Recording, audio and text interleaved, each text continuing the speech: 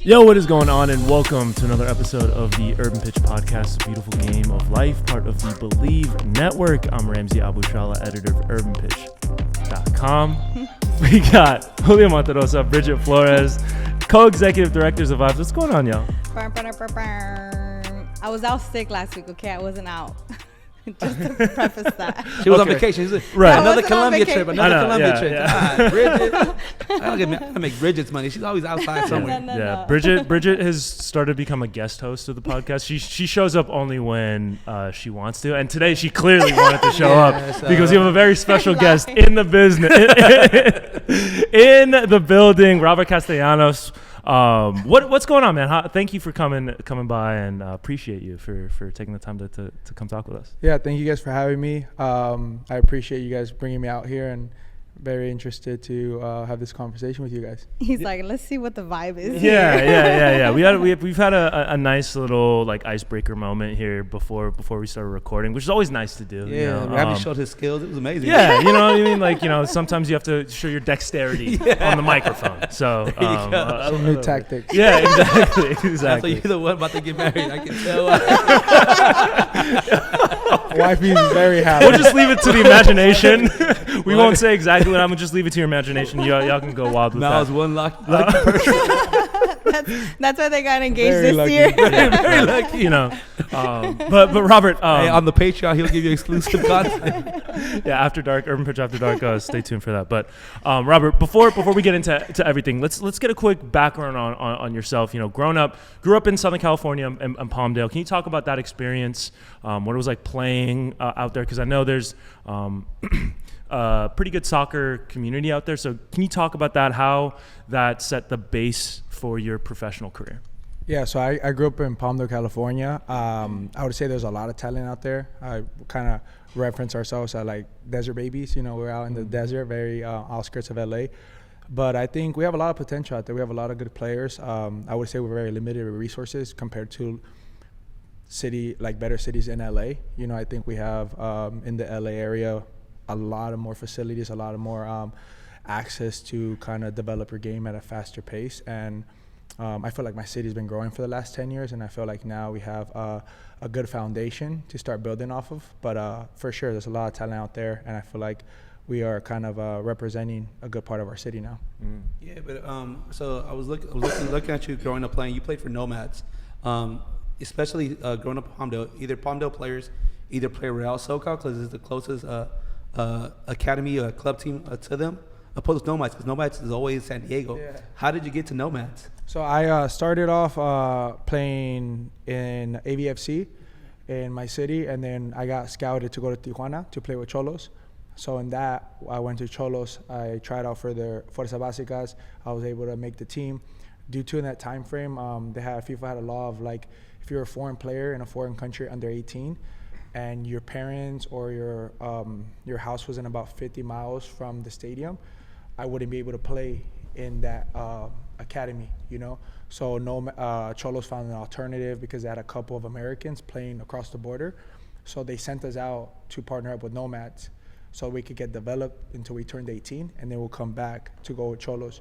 So there was a partnership in that time frame, Xolos with Nomads, where Xolos would send other American kids that they were looking at having promised to go to their U20s, U17s, but we had to wait until we turned 18 to go back across the border, because once we're 18, we're over the age and we can make our own decisions. But in that time frame, FIFA had a law that we weren't able to just go to a foreign country, which just across the border, to go play and get developed.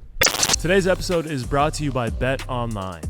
Bet Online continues to be the world's most trusted betting platform and your number one source for online betting. From the earliest odds to in-game live betting, Bet Online provides you with all the action and the ability to watch the games as they happen. With the largest selection of odds on everything from football, the NBA, and college basketball, to NHL and the UFC. Head to Bet Online today and don't forget to use our promo code BELIEVE, that's BLEAV, for your welcome bonus on your first deposit. Bet Online, the game starts here. And you play with pros. We know Augie came to the base of the futsal location we had while he was playing with Galaxy. So there was a lot of players, great players coming out of Nomads. I did see that you played with Brandon Vasquez and Xolos as well. How was that? Seeing what Brandon is now to playing with him when you were younger. No, yeah, it was amazing. I think Brandon was one of my first friends when I got to Xolos.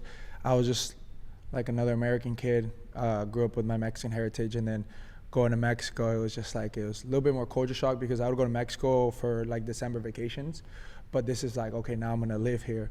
And then I got to meet Brandon and a couple other 2 or 3 or more American guys that were living in San Diego but grew up in Tijuana, and he honestly made me feel way better. You know, we played through the Fuerza Básicas. I came to Nomads, I did my time, and then I went back, and then we got to get to know each other pretty well. During that whole time, were you traveling from Palmdale out to like San Diego, Tijuana? No, at that time, so like at 14, I moved from Palmdale completely. Like, Oh, wow. I had like a tryout come out, and it was like I finished my freshman year of high school, and then it was like summer, and my coach would bug my parents about like, hey, take them to Xolos again, take them, because I went the first time before my freshman year, and I just wasn't ready, and I flopped. You know, I guess I just wasn't at that level yet. I had potential, but just wasn't all put together. And I came home and I was like destroyed because there was like 6 of us from my team that got chosen, and all 5 of them stayed. I was the only one that came home, and I was just like, damn, this like sucks. You know, I felt like I failed. You know, I was like 13, and then I come home. I played my freshman year with Palmdale High, and then after that I killed it. You know, my in high school at that time, and you know, I was blessed to be playing varsity, and you know, I just got in the spotlight at that moment. And my coach was just telling my dad, like, go. But it's just like Mexican parents are just like school. Mm-hmm. I just knew at that time, like, my parents were like, do you want to go? And I was like, yeah. But they were just like, school's in the start. You can't miss no more school. You know, Mexican parents are very like, On you education. you can't miss a day of school. It was a day right before school was going to start. I was like in my front yard with my friends from the block, and we were like talking about like, where we're going to meet up. Like, what are you wearing tomorrow for his day of school? And my coach comes, Jose Luis came to my house, and he was like, I'm gonna go talk to your dad. And I was like, okay. They talk for a couple hours, and they come out, and he just says bye to me. He's like, see you later. And I was like, didn't think much of it. And then my dad comes out, he goes, come inside. And then I told my boys, I was like, all right, bro, I see you tomorrow. Like, we'll walk together, you know. And then they were still hanging out in front. I go inside, my dad's like, pack up a bag, you're gonna go to Tijuana for 2 weeks. And I'm like, really? You're gonna let me go? He's like, yeah. He's like, just make sure those 2 weeks you miss the school, you make them up when you come back.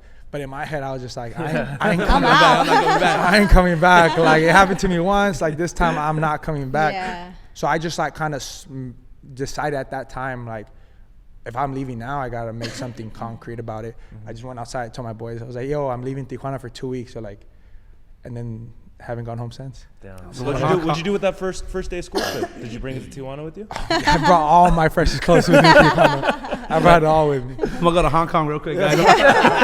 Sushi's amazing there. The sushi is amazing there. I'm out, guys. I'm becoming a man at 14. That's on the Patreon.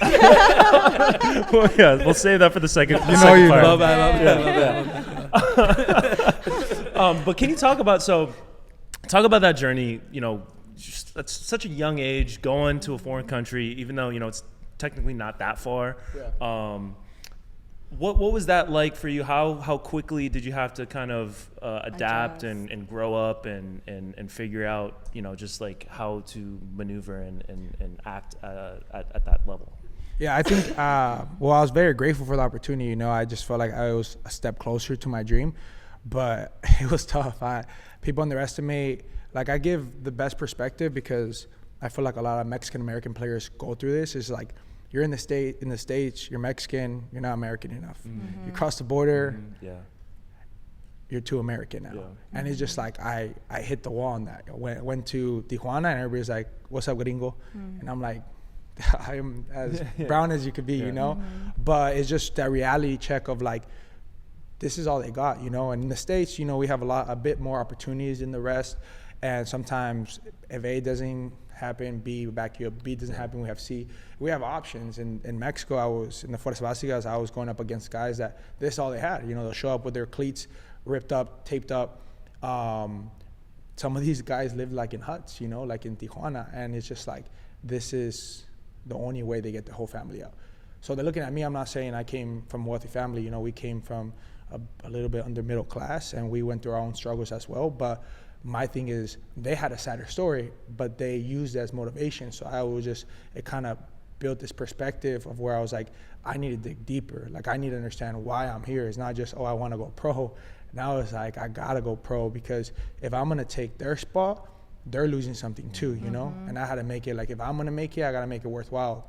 You know, I got to motivate the next people behind me. And that's when it just like kind of, I got it earlier on. You know, that's why I think it was so blessed for me. It was difficult. Like, I had to numb a lot of parts of me to be away from home for such a long time. But that was the only way to do it, you know, because all these kids were doing the same things. They're coming from all over Mexico, you know, from Juarez, Sinaloa. Like, they'll come in. We lived in Casa Club. Like, it was literally a big room, 20 bunk beds, and they give you like a pillow, and they're like, go get the bunk bed that's open. And like, I remember the first time I showed up there, like, I had to cover myself up with my hoodies because I didn't have a blanket. I slept with the pillow because I hug pillows, and then my backpack as a pillow. Crazy. But it gives you appreciation of the game, you know? It's just like, okay, how bad you really want it. So I would say that perspective really opened my eyes to see, like, they're not complaining. They show up happy. Right. You know, they're just happy for the opportunity.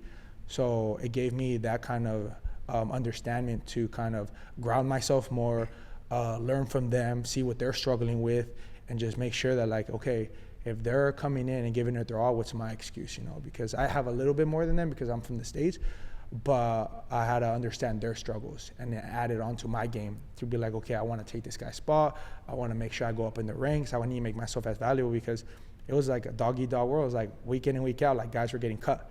Yeah. Like, a guy comes in and the week ends, and then he's packing his bag and he's leaving. So just understanding that, like, nothing was given, everything was earned at like 14 really changed my perspective and appreciation of understanding the grind, loving the grind, because it's a process. Everybody wanted the destination so fast, but I just started falling in love with that process, because I was like, dude, this is what's gonna make me be the player I need to be, you know? So that for me, it was very difficult. I would say going to foreign countries or even a different country and trying to adapt like a snap of the fingers, because that's just how it is. Like, you gotta go there and adapt and provide. Yeah. If you're not, then the next guy's up and you go home. Yeah. A little different than high school. Yeah. A lot.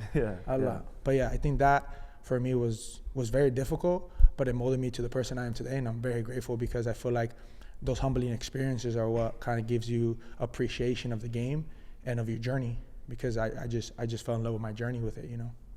Once you had that understanding and you were like able to understand like what your purpose was there and what you were doing for yourself, how did you break the barrier of that, like creating that bond and those relationships with the players that were from Tijuana and that, you know, had a lot more to lose than you did? Yeah, I just kind of understanding their perception of life, you know, like what they value, you know. When they go home, I saw some of these guys take like 4 buses to come to training, and I'm like, damn, like they live 4 hours, you know. They wake up like at 4 in the morning to be at training session almost at 8 a.m.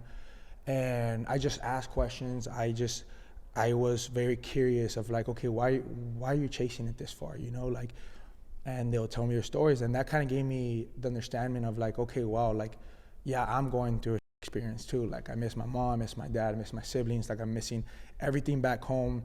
I could probably stay at home, been the guy in high school, and then I was like, no, I want to go further. So I pushed myself out of my comfort zone, and then I was just like, why am I complaining? These guys are doing the same exact thing, a little bit more extreme, you know, due to their circumstances. So it just made me feel closer to them, because at that time, I didn't look at myself no more as an American kid. I just was like, I'm just another Mexican kid just like you, chasing the same dream, living in the same Casa Club, we're eating the same meals, like, and yeah, I might have a couple things better than you, but I'm not better than you, you know? Yeah. So that made me closer, because they had a lot of life experiences that I didn't have because of my bubble that I was in. Like, when I got there, I got smacked by reality. Like, they're gonna bully you. I wasn't speaking Spanish properly, you know. I was like bocho, you know, and I just had to take it on the chin and be like, they're gonna make fun of every word I say, but it's okay. It's a learning process. Like, I'm gonna learn with my mistakes, you know. So they made fun of me, and I was like, fine, because I was like, at the end of the day, like, you can make fun of me, but I'm gonna learn, and I'm gonna get good, and I'm gonna learn. I'm gonna know 2 languages. You know what I'm saying? So I just looked at the positive of it, but that built me a good relationship, because I saw who was in my corner, who wasn't, who was competition, and who was really helping me try to move forward, you know. Like, people like Brandon, my boy Mo, like all those guys really like took me in, knowing that like, yeah, they go they cross the border, they go home, you know, like to the family, like, I don't cross the border, go home. I stay in Tijuana, I go in Casa Club. I'm with 20, 30 other guys trying to fight for the next thing tomorrow, you know? So those guys in my corner at that time frame really, really helped me out, you know? And you also center back, like, yeah, you make fun of me, next play, watch. I'm like, I got you. Yeah, I got you. I know for sure. Yeah, but like so playing into that, and like, you know, you watch these like sports movies and they're obviously, you know, dramatized and like there's oversimplify a lot of this stuff, but there's always that one moment where, you know, like the two clashing, you know, teammates or if there's like, you know, like Remember the Titans or whatever like that, where there's like that moment where like, you know, like, you know, you're not that bad, or like, you know, the feel good moment where like you kind of shake hands or something. I don't know if that was the case for you, if there was a single moment, but at what point did you feel like, you know, like, okay, like, you know, I'm not just an outsider, I'm part of the team now? Yeah, I would say like it took a while, because I'm telling you, like, when you go, because it's just, you look at how they view you, and they're just like, you're another privileged American coming to take our spot. Like, what do you know about struggle? Like, you just see this as a game. We see this as life. Like in Mexico, soccer is life. Like it's a part of their culture. Or in the States, you know, it's been developing to that at this point, you know, but a couple of years ago, we have a lot of sports. We have a lot of more things that, you know, we just divide our attention to, some more popular than others. It's not bad, but just, you go to foreign countries and it's just like they live, breathe, eat this. Like, we all know it until you live it, you know? So they're just like, all right, like, we're not going to make it easy for you. You got to show me why you want to be on my team. And the way you get your respect is with the ball at your feet, you know? And the way you, like, conduct yourself in pressured moments. And when people make fun of you, you push through it. Or when people take some of your stuff because you have more than them and they just think they could do stuff like that. And you just take it on the chin and keep moving, because you're just like, well, I'm gonna beat you with just being a better person, you know? But that gives you like that perspective, like, I don't have to try to one up you and see who could be the worst teammate. It's just at the end of the day, when we are on the field and I score a goal, you're gonna come hug me, right? Or if I'm in the starting 11 and we perform well and we win, you're gonna come hug me, because we're all happy, because we're all, at the end of the day, we're all fighting for a spot, but we're all fighting for the same thing. It's just to win, you know, as a team, you know, because I can't do it by myself. He can't do it by himself. We could do it together. But I feel like that's how you earn your stripes in foreign countries, especially in Mexico. It's very difficult to play out there.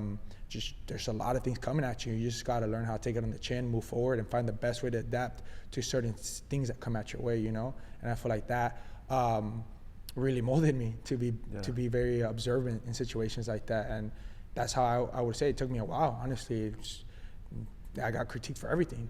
I didn't know how to do this. I didn't know how to do that. And it was just like to a point where like, you're just like, dude, I need to fix this.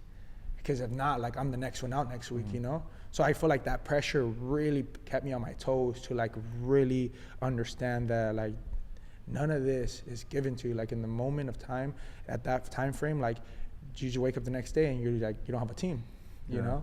So I feel like that really helped me with those teammates too, because they made me realize it too.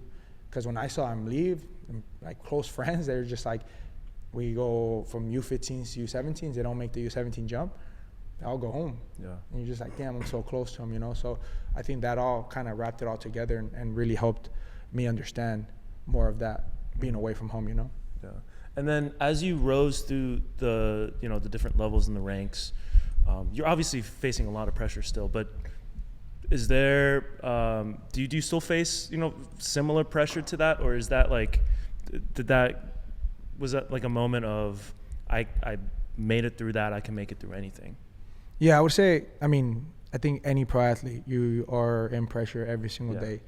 Guaranteed contracts, not guaranteed. You're in pressure every single day because you have a demand. Like, you're a franchise player, you have a demand to perform, demand for results. You are a mid-squad player, your demand is to be available every weekend.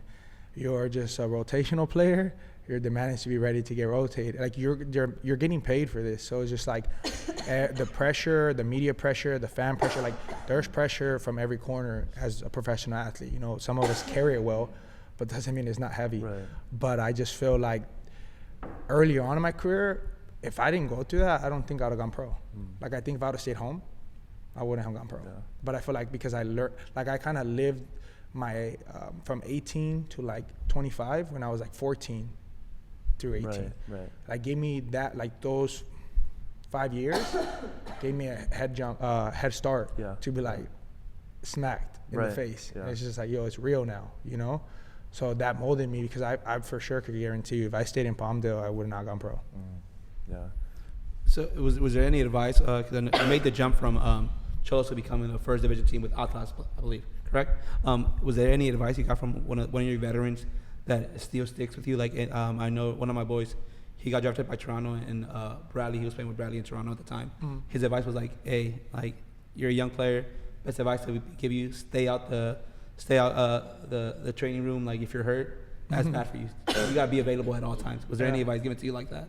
No, yeah, I think back then, like that training thing is funny, because it is true. Like, the veterans, like, when you're a young guy, you gotta take it. You gotta take all the shit, and you gotta be available every time. If you're cramping and you're hurting somewhere, and the veteran's hurting, like, he's getting treated. You should, you know what I'm saying? Because that's just how it is. And I it's like there's a line, you know, because obviously you're not a machine either. You know, you're gonna feel fatigued. You're running the same in training, maybe a little bit more or whatever. But I think those advice are very good, because it is true. Like, you gotta kind of earn your stripes, you know. But the biggest advice I got was just like, don't be afraid to ask questions. Like, I early in my career, I was so stubborn, you know, when the guys would tell me like, yo, like, just ask the guys in front of you, like, why are they starting, or how they manage situations that I don't know how to manage it. Like, when you make a mistake the first 5 minutes of the game, and now you feel like the whole stadium's on top of you, and now you're just like, and then you're just like, oh, I'm gonna have to make a play now. Or you make a mistake and they score on you, and then you don't know how to double down on that and be like, you know what, let me make a big play, and then you mess up again, and it's just like, now you're in your head, and like, how do you manage that? Like, you don't know how to do it because you're at lack experience, you know. So when you ask these veterans, they'll tell you like, dude, just go simple, like, get 5 passes next, to build off the 5 passes, and then you could start doing your thing, you know. But you have to secure some confidence, you know. So I think the biggest advice from the veterans that told me, just ask questions. Early on, I was very stubborn, and then a couple years in, I was like, dude, you're starting for a reason. You're getting paid this much money for a reason.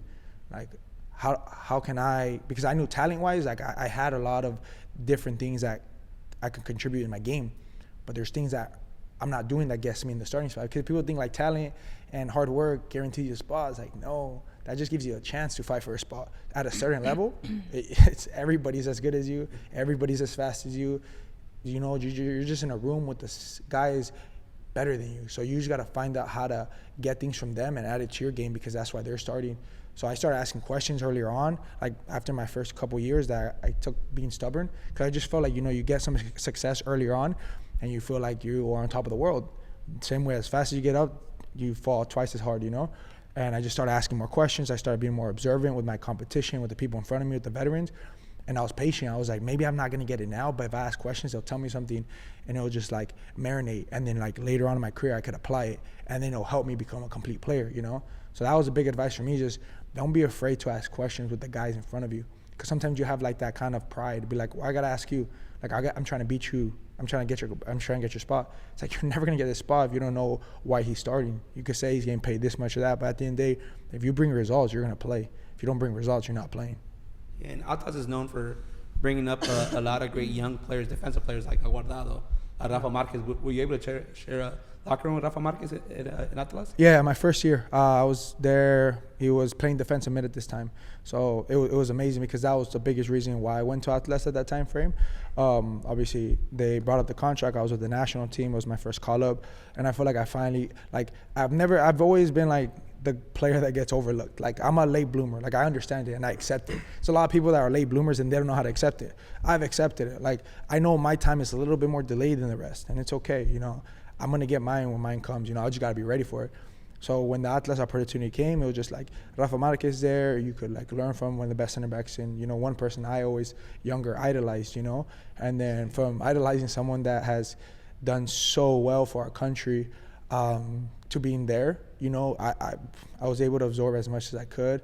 Obviously, due to some circumstances that happened in Mexico in that time frame, outside of my control with agencies, it was short-lived, but I was so grateful for those moments. You know, I think it showed me how you could obtain something you always wish for, and then it gets taken from you in a split second. So I was seeing Rafa Marquez documentary on Netflix, They say he was like kind of a jokester in the locker room. Is that true? Was he a funny guy or was he more of a serious guy? Yeah, I think it's just, dude, I'm gonna be honest, like, before, you know how aura right now is like a thing? Yeah, he knows that. This guy was See, you know how people, the kids be like, oh, like I'm telling you, like, he's pressure. He was like that, floating when you first saw him? I'm telling you, like, he had like an entourage with him. It's just he's well taken care of. Like, he has his team around him after training, like nutritionists, all this, like ice. He got it all. That's why he made it so far. But you look at everybody else. Like, I'll give you a thing that happened to me when I first got there. Like, we're doing like bench squad versus starters, you know, and we're playing boom, boom, boom, and I just remember, like, this is the first time I ever like encountered something like this, you know, like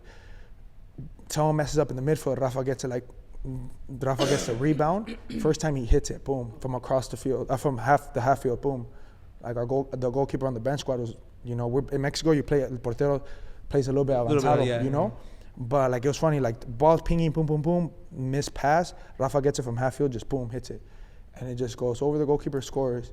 And like everybody just starts clapping, like coaches, everybody. And I'm just standing there like, dude, this is crazy. Like, we'll do set pieces.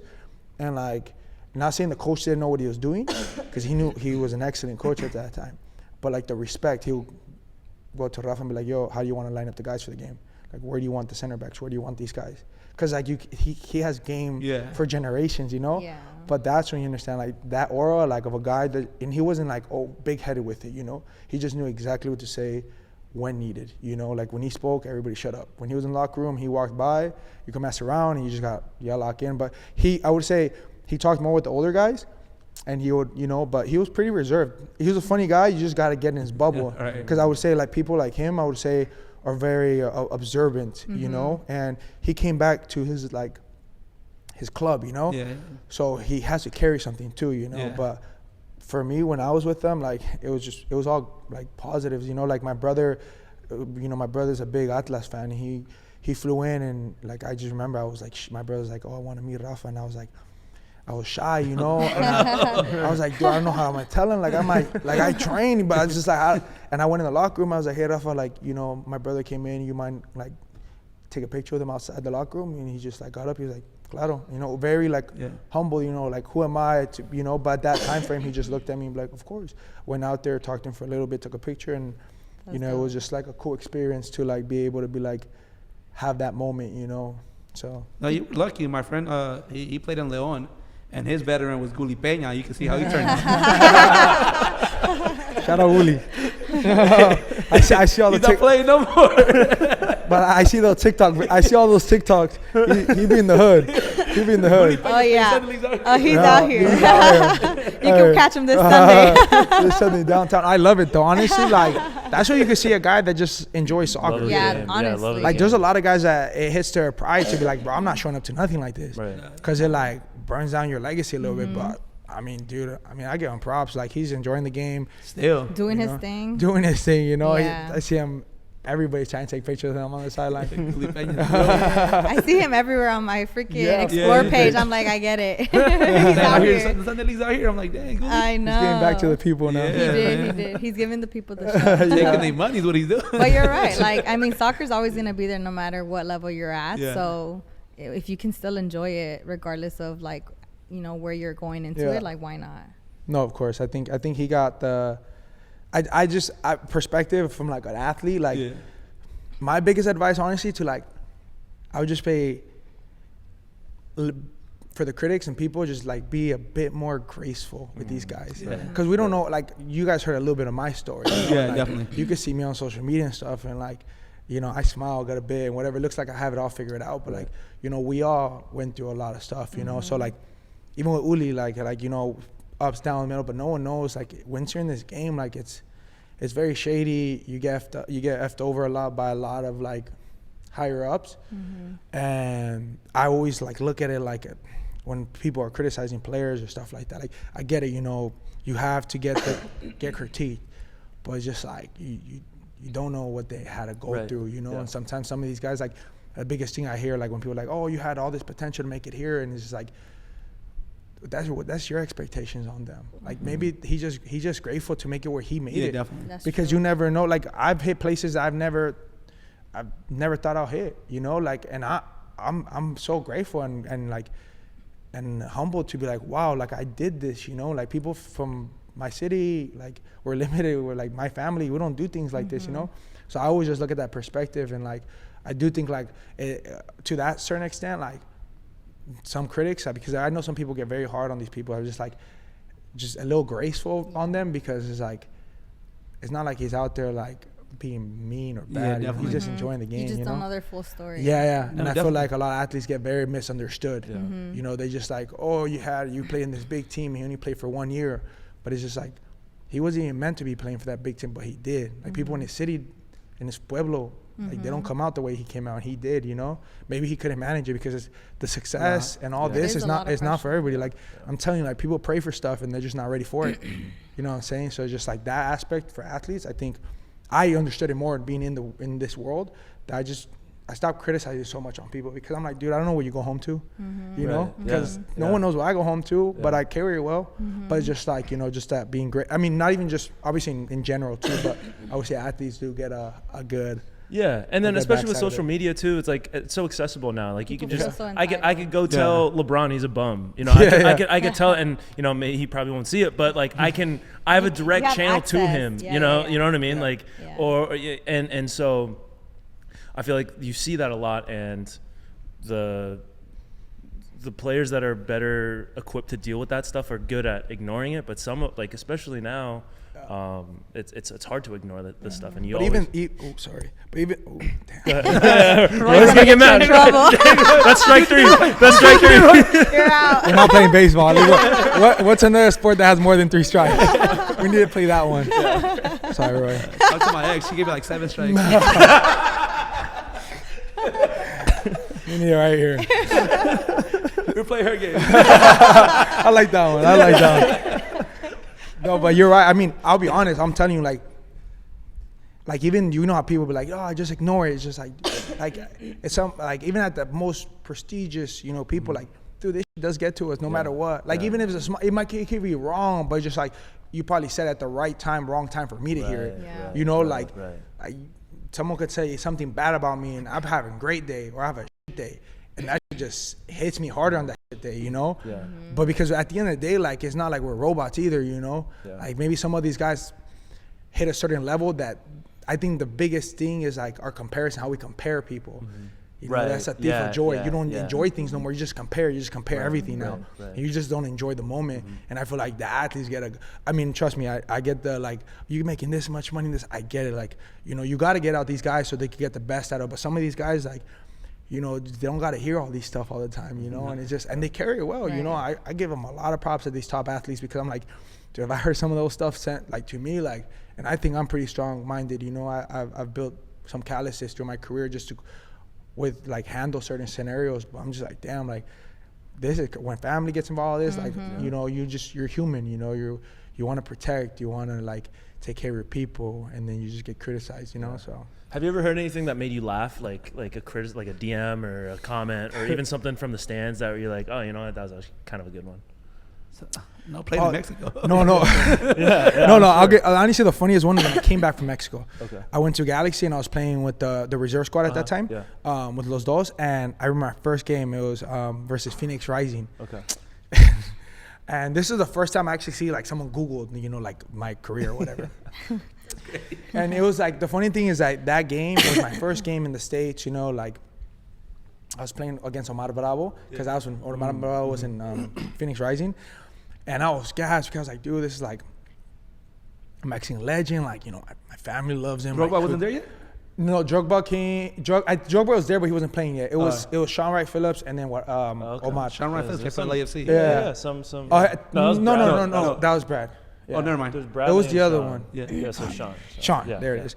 And then I remember we were warming up, dude. I'm like hyped, like I'm like, you know, first game in the States, like professional, blah blah, like Omar, this and that. And then we were next to the porra, and then they're just like, Robert, and I'm like, damn, like someone saying my name, you know, like I'm like, you know, like they're gonna cheer us on. And they're like, you effing suck. That's why you couldn't break it in Mexico. Yeah, I was like, they're like, that's why you didn't go to. That's why you were not Xolos. That's why you're not. And I was like.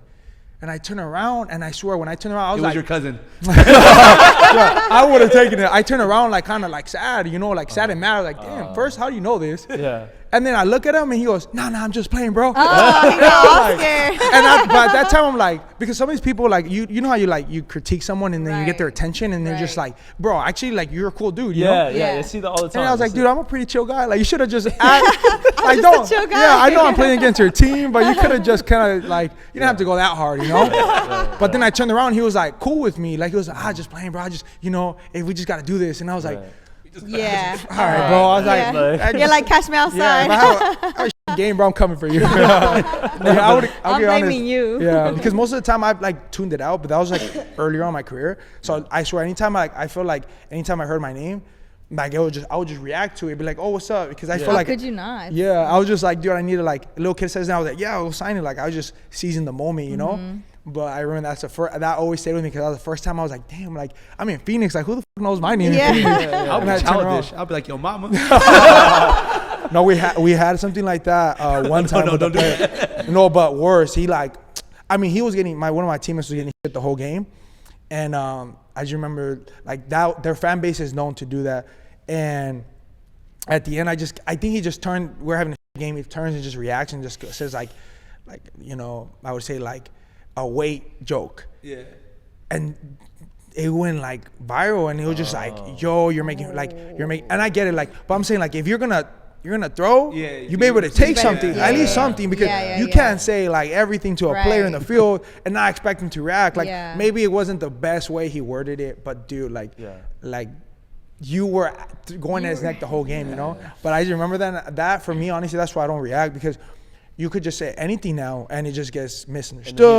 And that's the point of it. That's the scary part of it. Sometimes, like, they really try to push yeah. players' buttons to get that viral moment to kind of like put it out and be like, look at what they said to me. Yeah, it's like they feel like a sense of power Oh, for sure. Because then they hold it over you. Yeah, because they're like, you have to be perfect. Right. You're the athlete. I'm just a regular person. You can't respond to me. You can't say anything to me. No, I'm responding. I was shooting back. Yeah. That's why, like the whole Ron Artest, like Malice at the Palace stuff, like that stuff, they're all saying like, oh, how could he do that? How could, like, but it's like, it's crazy. Like, if you if I threw a cup of beer at a person on the street, I'll drink it.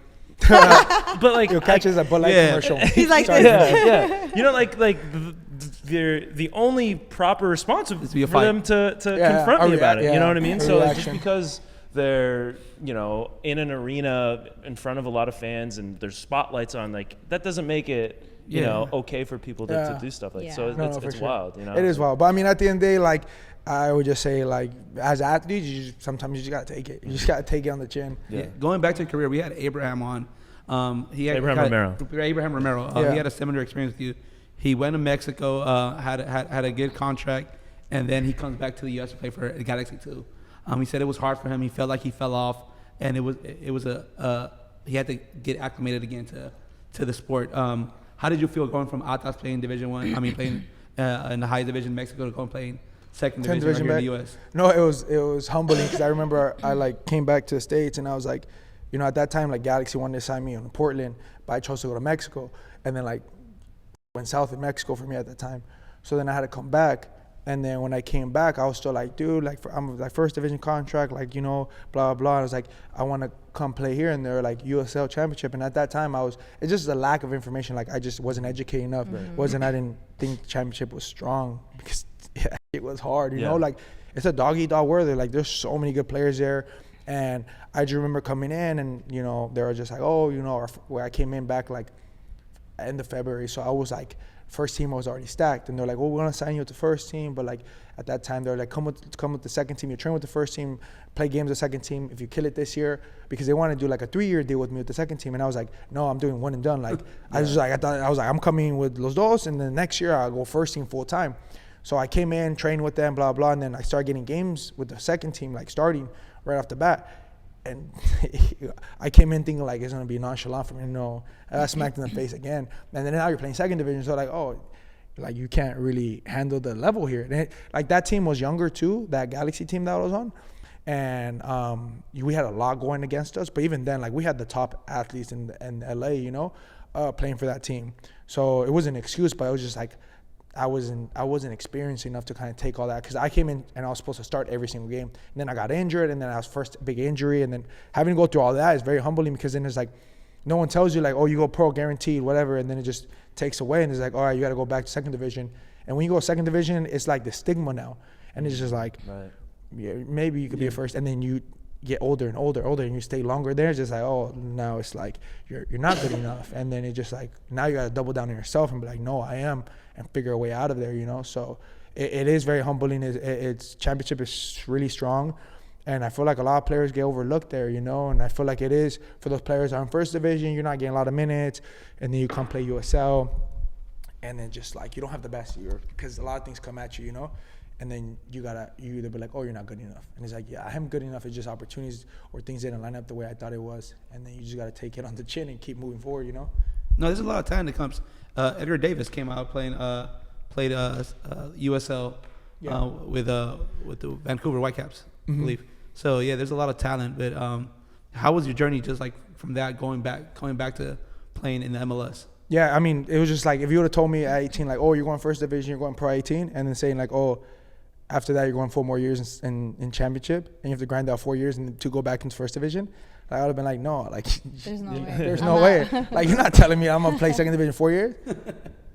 And I did, you know. But like younger me was too like a little bit arrogant and just overlooking the situation in my development. Like, I'm a late bloomer. Like, I need to go through certain things. I need to struggle a little bit more than others, you know.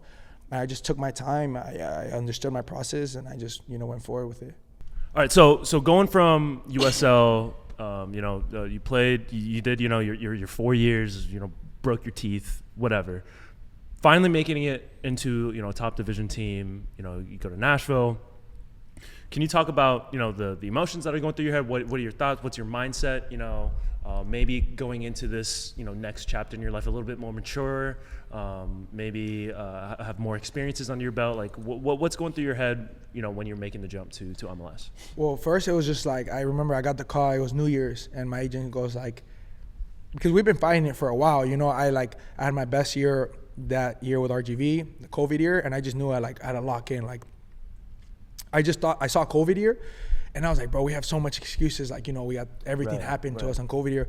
And I just remember I was working out like crazy when we were like in that time frame of like no one could train. So I was grinding on myself. So I did all this stuff because I was like, dude, next year I'm going MLS. Next year I'm going MLS. Everybody was just like, whatever. Like, kind of just discrediting me.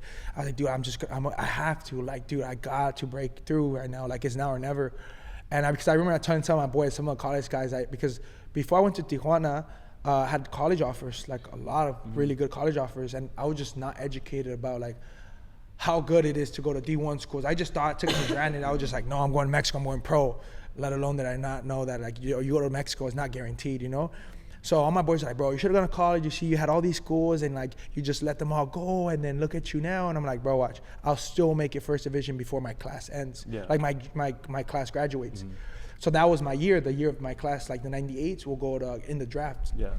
And I grinded out, and then I remember New Year's comes up, and me and Houston don't get, because I was there for Houston to go with the first team. They were trying to sign me. Things didn't get very well because I think they got too complacent with me. They saw what I could deliver. They saw I was a guy that just gets the job done, whatever. And they saw that I didn't have that much interest from other teams. So they're like, oh, we'll string them along, and then we'll sign them at January for the first team, like minimum, whatever. And then Nashville has a Zoom call with me. My agent calls, like, yo, they want to talk. Boom, I have the Zoom call. I'm just authentic. Like, I'm very open. I speak how I am, and that's it. I don't lie about nothing. And then New Year's comes around. I'm with my family. Like, we're all hanging out. Like, and then my agent just sends me the text. He goes, you're a player now for Nashville. Like, here's the contract. And I just remember that was very emotional because I was with my family, just like they went through it all with me. So that was beautiful. But then I just knew like the work is barely going to start now. Everything I done, but I'm grateful because I'm telling you, those 4 years molded me to be that. I think if I would have gone again MLS 20, I wouldn't have broken through. But 20, once I got 22, I was like, those 2 years really like helped me just be more grateful for that opportunity and know what to do with it. Because some people get it and you don't know what to do with it. Like, you're there and you're just like, you're either too slow, the game's too fast, you don't understand it, you don't know how to grind, you don't know what the coaches want.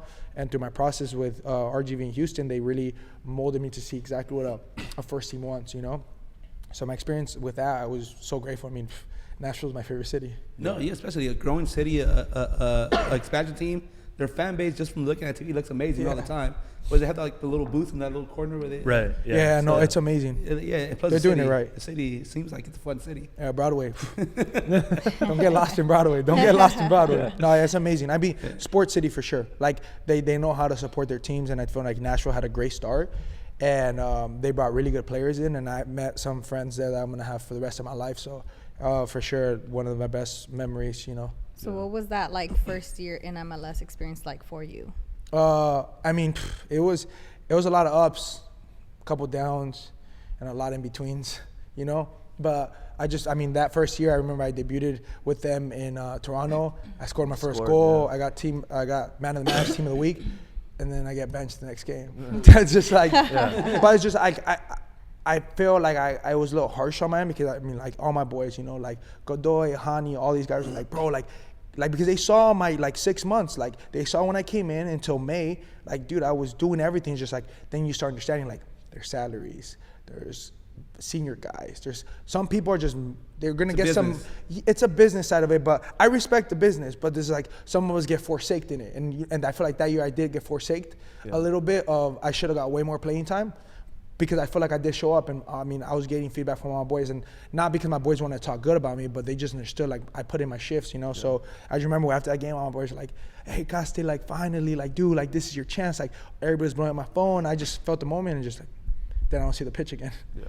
But bittersweet, but overall, super great experience. Yeah. So you do end up eventually, going to Kansas City, seeing the field a little bit more, being able to contribute to the team in another great sports city. Can you talk about that experience really quick, and what you're looking forward to now that you're a free agent? Yeah, I mean, Kansas was probably one of my best moments in my career. People I met, I have so much love for the city, for the team. Like the way they're doing it, it's obviously the last few years haven't been the best for the organization, but overall, like the way they treat the guys, the structure, Peter really has it picture perfect for the guys. I'm telling you, you think of anything an athlete needs, Sporting has it, like to take care of you. Like anything, like we had beds in there. You can't sleep at home. You can sleep in the facility. We had ice bath, cold tubs, everything, jacuzzis, whatever it wanted. We didn't have like a cold tub that was like, if you get cut, they had like different minerals in there to heal your. I'm telling you, like, it was top level, and I feel like that for me was like, wow, this is when you appreciate your players. Team, like I think that was Nashville. I got a lot of friends, but I got close to the Latinos, Sporting, I was the whole locker room, like closest friends were like Alan, Johnny, Daniel, Fontas, Rosero, all the other younger guys, Logan, I could go on, Tim, all these guys were like, and for all different cultures, all different backgrounds, and I got close to everybody. And just that locker room, honestly, was a very Memo. Shout out Memo. I almost forgot my boy Memo. Yeah. Oh, we have Memo. I love Memo to death. He's great. Dude, amazing person. But yeah, all these guys, and I just got so close to them. Post camp, sorry, and Jake. The whole squad. Whole Shout out squad. to the whole Everybody in Kansas City. That's all y'all. Names are coming in. But yeah, like that locker room for real was like gave me a lot, and I just was so grateful for them. Like it was actually a brotherhood. Like the memories we have, obviously in the field, we did the best we could with some of our scenarios and situations we were in. Didn't have the best seasons we wanted to, but I feel like I did everything I could in my part. There's a couple of things I think I could have probably pushed a little bit more, but at the end, I was very happy with what I delivered and my time with them. I had great moments, like playing here. It was amazing that we lost. So now that you're a free agent, there were some rumors during that summer window that Mexico might have been an option. You don't have to get into it. Yeah. But is Mexico still an option, or you're still debating on MLS or Mexico still? Or yeah, it's a big option. Obviously, that summer window, a big opportunity came. It's a business side, and not to get too much into detail, but I felt like it was a big opportunity for my career, and it was guaranteed, and it was a lot of the time that I don't think teams like this really come looking for you like this, and they came and they're very interested, and they put something super interesting on the table for me, and due to some other circumstances, I wasn't willing to make it happen.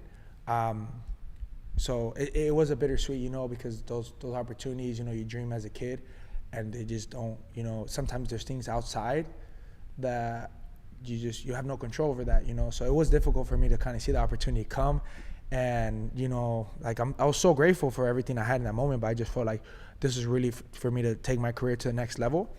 And like, if I make it, I break it. If I make it or I break it, you know, like this is for me to go to the next level in my career.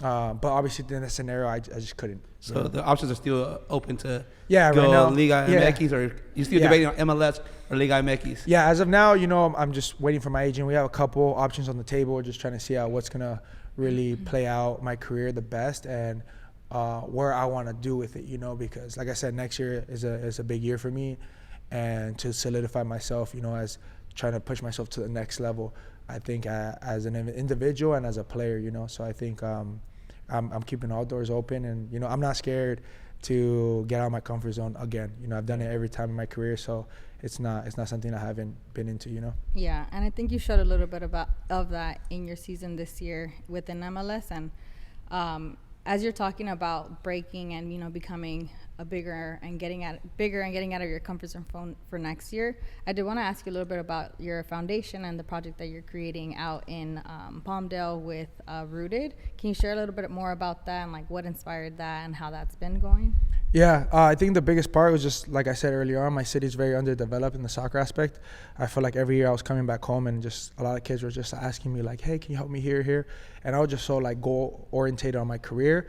Like as an athlete, you're just like, so like me. And, you know, I just started kind of understanding like, dude, there's a bigger picture here. And like, what's the whole point of me making it this far, going this far, or meeting these people or playing these games and everything if I'm not feeding anything back to my city? So for like 4 years, I was debating it, like, what can I do? Like every kid I saw from my city, like I'll go to every high school games, you know, in my off season to go check these kids out. I'm like, oh, these kids are good. And then the next year I see them in the gym and I was like, hey, what college you going to? Like, oh, I work with my parents. Or like, oh, my mom is a single mom. And I'm just like, dude, it's like sad stories, you know? Like I always say like, but because I believe it, like everybody has a sad story and like nobody gives a fuck about it until you make it, you know? So I'm like, all these kids have very sad stories, and like I had a sad story too, but I made it, and like I made it with limited resources. So I got together with like some people in my city that I've been tracking for a while, and I was like, how can we do something to get back, you know? And you know, going to Sporting, going to Nashville, going to all these cities, I saw every place that had the development proper, you know, and I felt our kids are getting developed at a lower rate.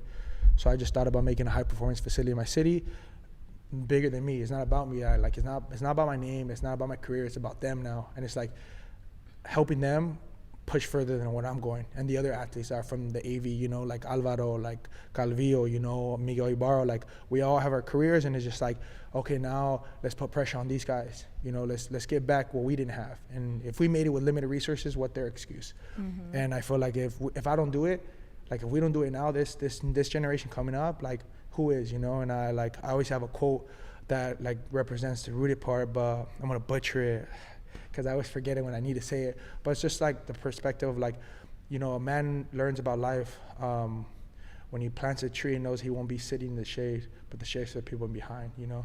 Mm-hmm. Along the lines like that, is like that's what rooted is. Rooted is, maybe I'm not gonna get everything out of rooted in my career, but the next generation is, and they're gonna flourish through it. And as long as they know that they have to give back, and it just becomes like that kind of effect, you know, like we lead the line, but only for so long, and they're up next, you know? So I just wanna give all the kids in my city everything they need to be ready for the next level. Because that's the biggest thing, I think. Like we have the talent, we have the players, they're just not ready, you know, because development is not at that level yet. So I wanna get back and just kind of build it with Rooted.